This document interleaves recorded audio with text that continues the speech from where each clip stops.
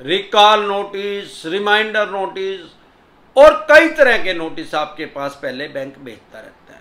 लेकिन जब एनपीए में आपका केस चला जाता है, नॉन परफॉर्मिंग एसेट, ऐसा पैसा जो बैंक या एनबीएफसी कंपनी को अब फायदा नहीं दे रहा, वो 3 महीने के बाद आपका केस एनपीए में जाता है। जरूरी नहीं है कि चला जाएगा, वो बैंक और एनबीएफसी कंपनी की मर्जी है कि उसको डालेंगे कि नहीं डालेंगे।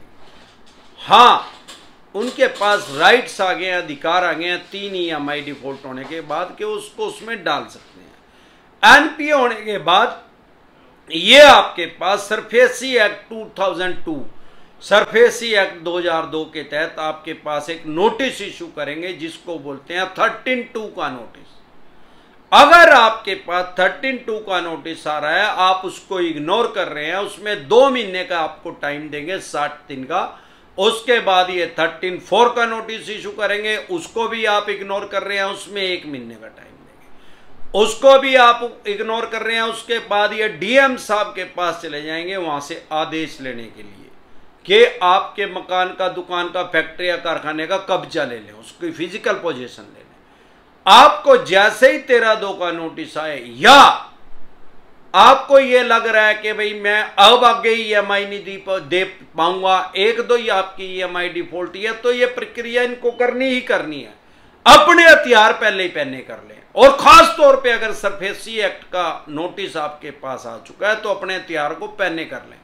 अब लड़ाई आपको लड़नी पड़ेगी, अगर नहीं लड़े तो बिना लड़े ही हार हो जाएगी आपकी, तो आपका मकान, दुकान, फैक्ट्री, कारखाना सब जब्त हो जाएगा। 13(2) का जब नोटिस देते हैं 60 दिन का टाइम देते हैं, 13(4) का नोटिस देते हैं तो 30 दिन का, 1 महीने का टाइम देते हैं, और सिंबॉलिक पोजीशन ले लेते हैं, उसकी प्रतीकात्मक कब्जा। अगर आप फिर भी इनके पैसे नहीं देते तो फिर ये डीएम साहब के ऑर्डर लेके उसका फिजिकल कब्जा ले लेते हैं, उसकी एक्शन कर देते हैं, बोली कर देते हैं। जब ये 13(4) का नोटिस भेजते हैं तो ये आपके खिलाफ, ये किसी भी स्थानीय न्यूज़पेपर में, अखबार में उसकी ऑक्शन की डेट निकाल देते हैं, पब्लिश कर देते हैं, भाई ये मकान, दुकान, फैक्ट्री, कारखाना इस तारीख को बिकेगा। या आजकल ऑनलाइन भी एक्शन होने लगी है, ऑनलाइन एक्शन करने की भी इनके पास पावर है, लेकिन ऐसे कोई राइट्स और कोई अधिकार इनके पास नहीं है कि आपकी प्रॉपर्टी को ये कबाड़ी के रेट में बेच दें। फॉर एग्जाम्पल 3 करोड़ की है, उसको 1 करोड़ में बेच दें। हाँ, अगर कुछ सिनेरियो में, वैसे तो मेरे देखने में आया है कि जो आपका मकान, दुकान, फैक्ट्री, कारखाने का लोन है, आप उसको कानूनी प्रक्रिया में इन कोर्ट जाके उसको बचा सकते हैं। लेकिन कुछ देखने में मेरे ये भी आया कि लोग कहते हैं कि सर इसमें सेटलमेंट हो जाता है क्या?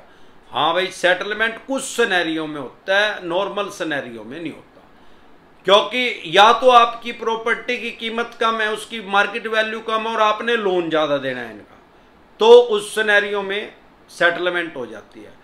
या उस आदमी की डेथ हो गई है जिसने लोन लिया है, वैसे तो लोन को सिक्योर करके रखते हैं जिसको बोलते हैं ऋण सुरक्षा। लेकिन कुछ ऐसे कलाकार हैं, 99% आदमियों को पॉलिसी नहीं दी जाती, जिसको पॉलिसी बॉन्ड कहते हैं। उसका इंश्योरेंस तो कर देते हैं लेकिन उसको इंश्योरेंस की कॉपी नहीं देते। अब उस आदमी का हैप्पी बर्थडे हो गया तो ये फिर देंगे ही नहीं, कहेंगे भाई ये तो बीमा करवाया नहीं था इसने। तो अगर आपका कोई भी सिक्योर लोन है, भले ही आपकी ईएमआई रेगुलर जा रही है, सबसे पहले पॉलिसी बॉन्ड ले ले, पॉलिसी की कॉपी अपने पास ले ले, बीमा की कॉपी जो इन्होंने आपका लाइफ इंश्योरेंस करवा रखा है, इसको बोलते हैं टर्म प्लान। इन्होंने उसी टाइम तक के लिए आपकी वो पॉलिसी करवा रखी है जितनी इनकी टर्नओवर है, जितने साल का आपका लोन है।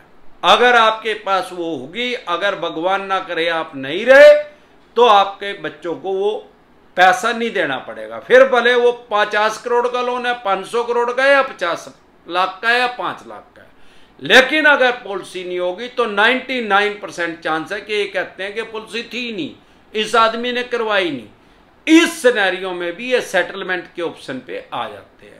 उसके अलावा मैंने नहीं देखा कि किसी सिनेरियो में सेटलमेंट या ये कानूनी पचड़े में फंस जाए, भाई आपको कानूनी तरीके से इनको दाब लो, तो भी इनके पास सेटलमेंट के अलावा और कोई ऑप्शन नहीं है। तो आप डरे घबराए नहीं, अगर आपको अपने राइट्स और अधिकार पता है तो ये कुछ नहीं कर सकते आपका, भले ही आपकी ईएमआई भी डिफॉल्ट होगी, क्योंकि लोन लेना क्राइम की श्रेणी में नहीं है और लोन की ईएमआई डिफॉल्ट होना भी क्राइम की श्रेणी में नहीं है। लेकिन एक चीज का ध्यान रखें, अगर आप सेटलमेंट कर रहे हैं तो आप एक बात समझे, मान लो आपने 50 लाख का लोन लिया और आपने 20 लाख रुपए इनके चुका दिए, अब आपने 30 लाख रुपए प्रिंसिपल देना है और ये आपको कह रहे हैं कि 65 लाख रुपए में कर लो भाई सेटलमेंट। अरे यार 20 लाख तो दे ही दिए भाई, अब 35 लाख और देने, क्योंकि ये तो ये कह रहे हैं ना भाई 20 साल का लोन था 5 ही साल दिया। आप एक बात समझ लें, अगर ये उसको 35 लाख में भी देने के लिए तैयार है मान लो, तो सेटलमेंट के नाम से भी चवन्नी छाप फेक सेटलमेंट लोगों के साथ करते हैं, फ्रॉड करते हैं, बहकाते हैं। आपने क्या करना है, सबसे पहले अपना बजट देखना है भाई। जब हमारी ईएमआई डिफॉल्ट हुई, या मान लो 50 लाख का लोन था तो हमारी ईएमआई 50,000 रुपए थी, और अब ये हमारे से 35 लाख भी अगर मांग रहे हैं तो हमारे पास एक बार में 35 लाख कहां से आएंगे?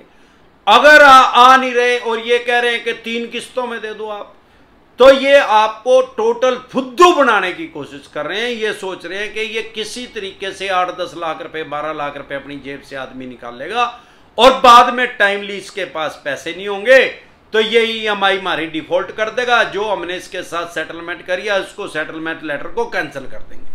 ये इनका लीगल ठगी करने का तरीका है। या आपने 35 लाख ही मान लो इनको दे दिए हैं आपके पास कहीं से, तो ये क्या करते हैं, उसमें एनडीसी का क्लोज नहीं डालते, नो ड्यूज सर्टिफिकेट, एनओसी का क्लोज उसके अंदर नहीं डालेंगे, नो ऑब्जेक्शन सर्टिफिकेट। ये ना आपको एनओसी उसकी देंगे ना एनडीसी देंगे, आपका सिविल भी खराब कर देंगे, उसकी मकान की, दुकान की, फैक्ट्री, कारखाने की रजिस्ट्री भी आपको नहीं देंगे अगर आपने इसमें चूक करी तो। इनसे पहले सेटलमेंट कर रहे हैं तो ये लिखवा के लें कि ये एनडीसी देंगे, नो ड्यूज सर्टिफिकेट देंगे, और जो रजिस्ट्री आपने इनके पास प्रतिभूति रखी है, गिरवी रखी है, जो इनके पास मोर्गेज, जो प्रॉपर्टी किया, उसके डॉक्यूमेंट जो लीगल है वो सारे आपको ये वापसी देंगे, तो आपकी सेटलमेंट लीगल है। अदरवाइज वो दाव लगा के बाज की तरह बैठे हैं कि इसका ध्यान हटा और हम इसको खा देंगे। इसी तरह की या किसी भी तरह की कोई भी दिक्कत परेशानी आपको या आपके किसी भी यार प्यारे रिश्तेदार को लोन से रिलेटेड कोई भी समस्या, दिक्कत, परेशानी अगर आ रही है तो आप YouTube के सर्च के ऑप्शन में जाके वो प्रॉब्लम लिखें, आगे डिसेंट एडवाइस लिखें, तुरंत प्रभाव से आपकी समस्या का समाधान हो जाएगा। क्योंकि अगर आप मुझे फेसबुक पे देख रहे हैं तो हमारा एक चैनल है डिसेंट एडवाइस के नाम से यूट्यूब पे, जिस पे लगभग मैं 1400 वीडियो डाल चुका हूं।